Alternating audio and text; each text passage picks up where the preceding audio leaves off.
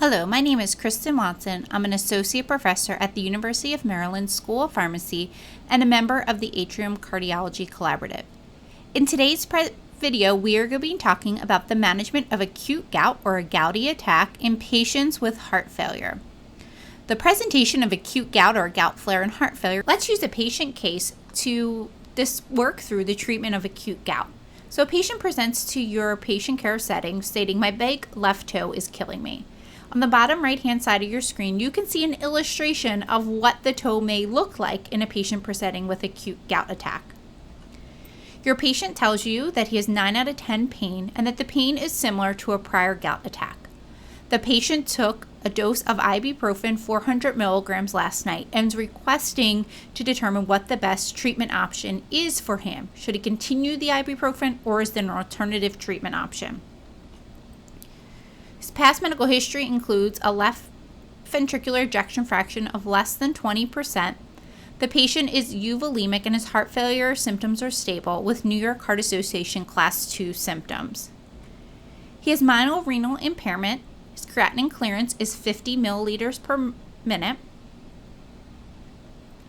And the patient's medications include aspirin, atorvastatin, furosemide, lisinopril, and metoprolol succinate. So what are the treatment options for the management of gout in a patient with heart failure with a reduced ejection fraction? Our treatment options include the use of non-steroidal anti-inflammatory drugs such as ibuprofen or naproxen, the use of corticosteroids, or colchicine. As we talk through the potential risk of these therapies in patients with heart failure, the same literature can be applied to when treating other indications that may have similar treatment options, such as pericarditis. So let's first talk about the use of non-steroidal anti-inflammatory drugs, or NSAIDs, and the risk of heart failure. There's been a wealth of data presented about the use of NSAIDs and their associated risk of heart failure. I want to present the results of 3 of these studies. The Rotterdam study specifically looked at the prevalence of disease states in an older patient population, and one of the arms of the study looked at the risk of heart failure in patients who have known heart failure and at least one non-steroidal anti-inflammatory drug prescription. The use of at least one prescription of NSAIDs was associated with a relative risk of heart failure relapse with almost a 10-fold increase. Similarly, in 2006, another study was published, which again looked retrospectively at patients who had heart failure remissions and if they use NSAIDs with a history of prior heart failure. The use of a non-steroidal anti-inflammatory drug in patients with heart failure was again almost a 9-fold increased risk of heart failure admission in patients. In this study, they also looked at did the dose or the duration of therapy impact the likelihood of heart failure admission. So it did not. So in these studies, they demonstrate to us that the use of at least one NSAID prescription, regardless of the dose of therapy or the duration of therapy, increases a patient's risk of worsening heart failure. The third study that I would like to present is a cohort study that looked at a heart failure population, and they set out to determine if use of NSAIDs or a cyclooxygenase 2 inhibitor or COX-2 inhibitor increased the risk of death, heart failure hospitalization, or hospitalization for myocardial infarction. Of note, the data for myocardial infarction is not presented here. In this study, of the patients that they looked at, over 30% of patients received a prescription for a non-steroidal anti-inflammatory drug despite having known heart failure. I think that statistic in itself is pretty alarming, knowing that there had already been a wealth of data demonstrating that the use of NSAIDs can lead to progression and worsening of heart failure. So this study did show a dose-dependent increase in the risk of death, hospitalization for heart failure, and that risk of myocardial infarction in this population. Let's look at some of these specific drugs individually. So if we look at our COX-2 inhibitors, or diclofenac, which functions more as a closer to a COX-2 inhibitor, you can see that both of these agents were associated with a significant risk of death or heart failure hospitalization when administered to patients. The use of Naproxen, though, was associated with a risk of death, but not with heart failure hospitalization. However, there was a trend towards an increased risk of hospitalization.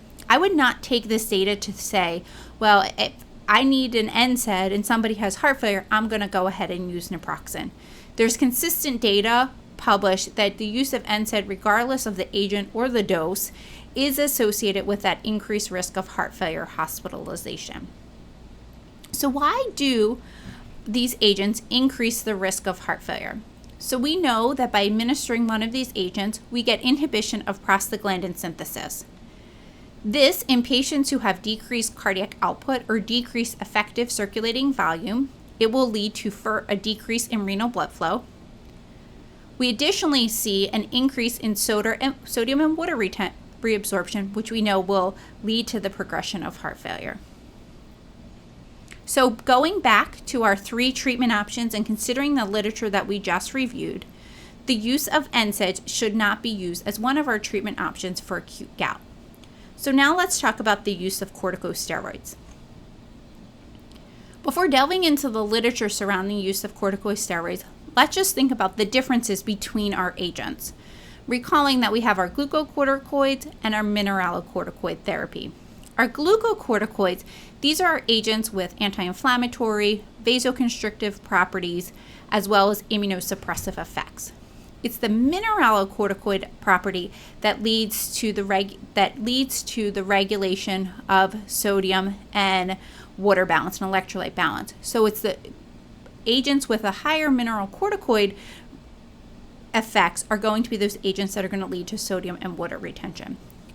So on this table here is illustrated for you the different agents, and you can see their duration of action is listed here for you, as well as their relative glucocorticoid and mineralocorticoid activity level, and they're all compared to hydrocortisone.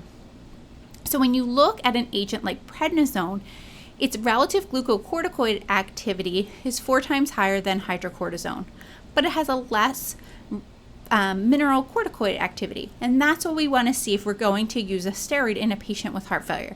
We want to try to use an agent that's going to both give us our properties of especially in gout, something that's going to give us our anti-inflammatory properties while minimizing that mineralocorticoid receptor activity. An agent like fludrocortisone would not be the ideal in somebody with heart failure.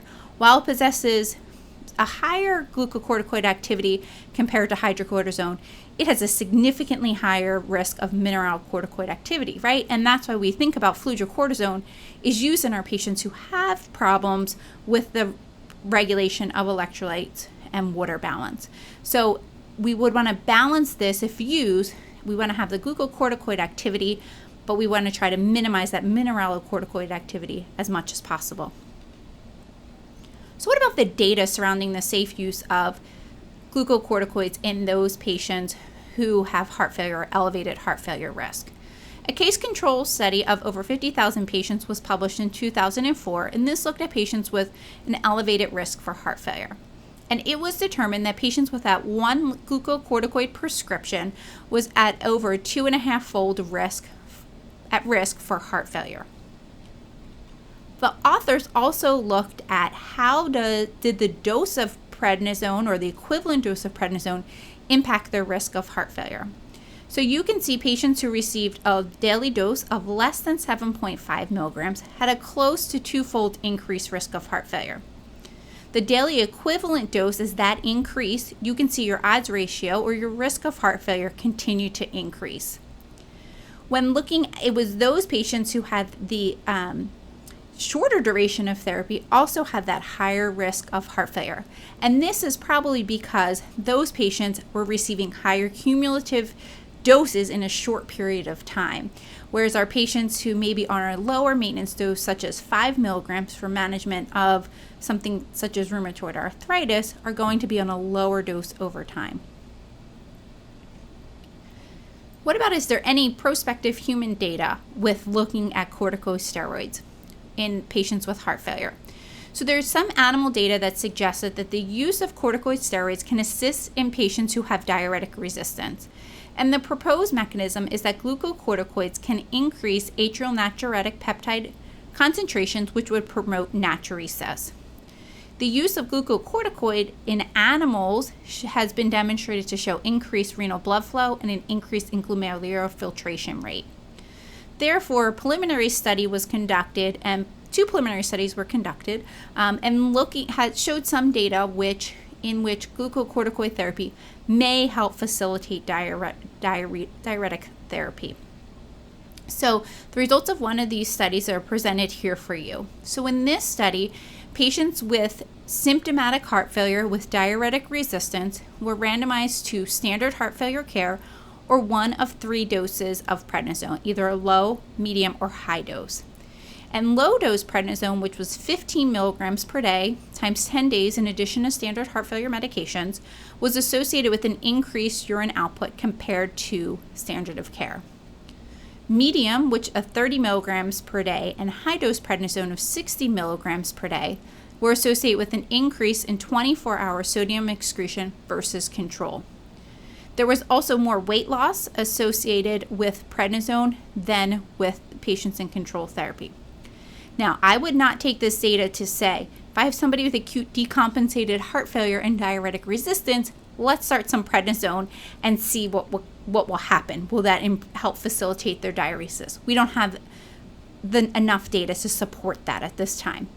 What I would use this data to say is if I have to give a short course of prednisone for something such as gout or COPD, it may potentially not be harmful to the patient.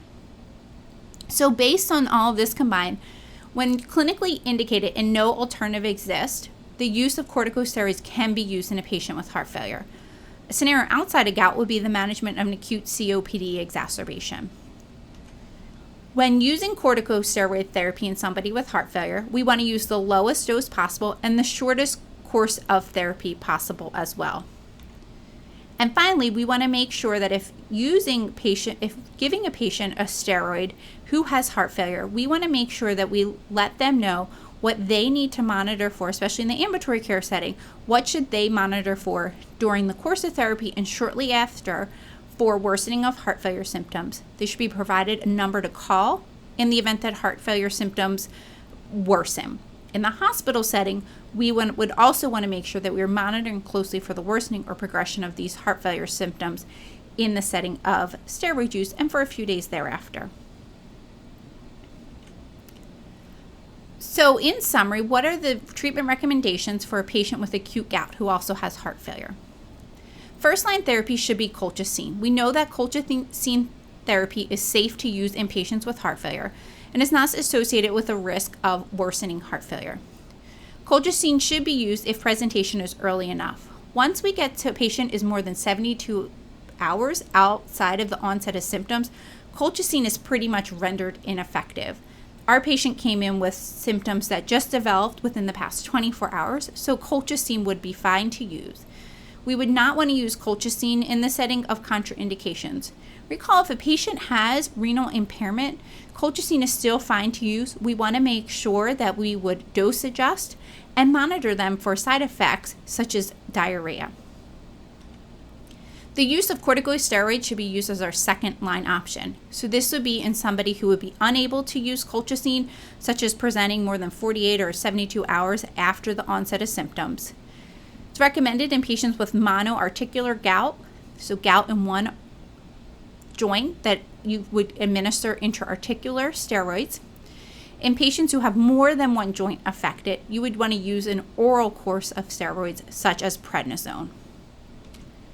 And the use of non-steroidal anti-inflammatory drugs should be avoided in this patient population.